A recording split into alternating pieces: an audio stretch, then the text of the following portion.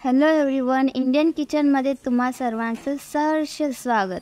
तर आज आपण बनवणार आहोत पतला बेसन. व्हिडिओ शेवटपर्यंत नक्की बघा, कुठेही स्किप करू नका. चला तर व्हिडिओ सुरू करूया. सर्वात आधी आपण पातेलं गॅसवर ठेवूया. थोडा वेळ पातेलं गरम झाल्यानंतर 2 चम्मच तेल टाकूया. तेल गरम झाल्यानंतर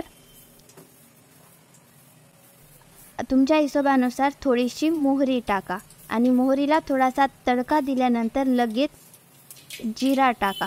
जिरा टाकल्यानंतर लगेच एक प्याज कट करून टाकूया आणि नंतर लगेच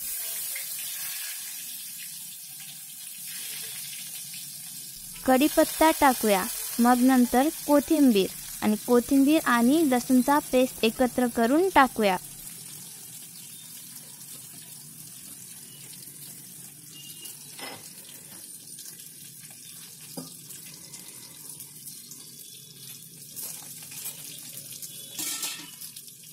थोडा वेळ हलवून मिक्स करूया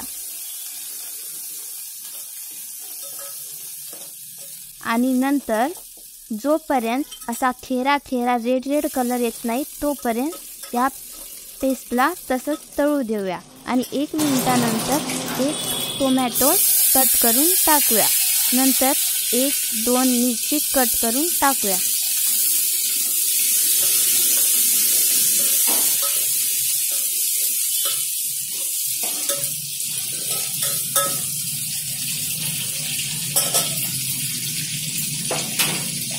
नंतर थोडंसं मीठ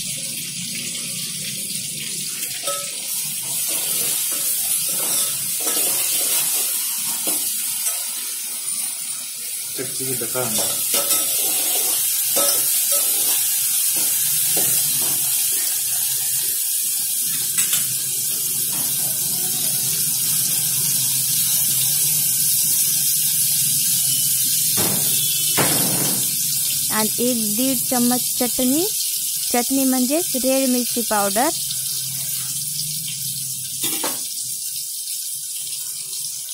आणि अर्धा चम्मच हळदी पावडर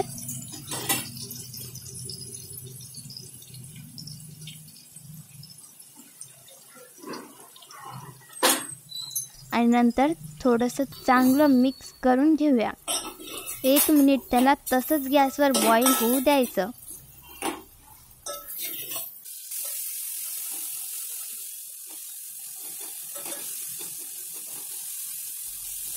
आणि नंतर 1 तांब्या पाणी टाकून थोडंसं उकळू द्यायचं.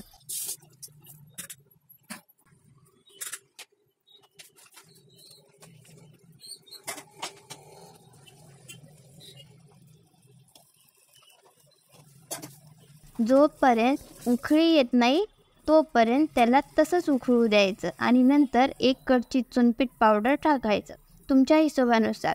जर तुम्हाला घट्ट बेसन पाहिजे असेल तर तुम्ही जास्त चुनपीठ टाकू शकता आणि जर तुम्हाला पतला बेसन पाहिजे असेल तर तुम्ही कमी चुनपीठ टाकू शकता. अशा प्रकारे चुनपीठ पावडर टाकल्यानंतर चांगल्या प्रकारे हलवून मिक्स करून घेऊया, जेणेकरून त्यामध्ये गाठी राहिल्या नाही पाहिजे. हलवल्यानंतर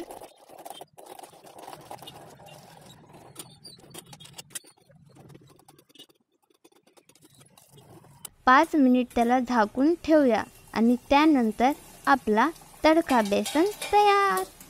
बघू शकता, अशा प्रकारे घरगुती बेसन यूट्यूबवर तुम्हाला कुठेच सापडणार नाही. ही रेसिपी एकदा नक्कीच ट्राय करून बघा आणि चॅनलवर नवीन असाल तर सबस्क्राईब करा. लाईक, कमेंट आणि शेअर करायला अजिबात विसरू नका. धन्यवाद.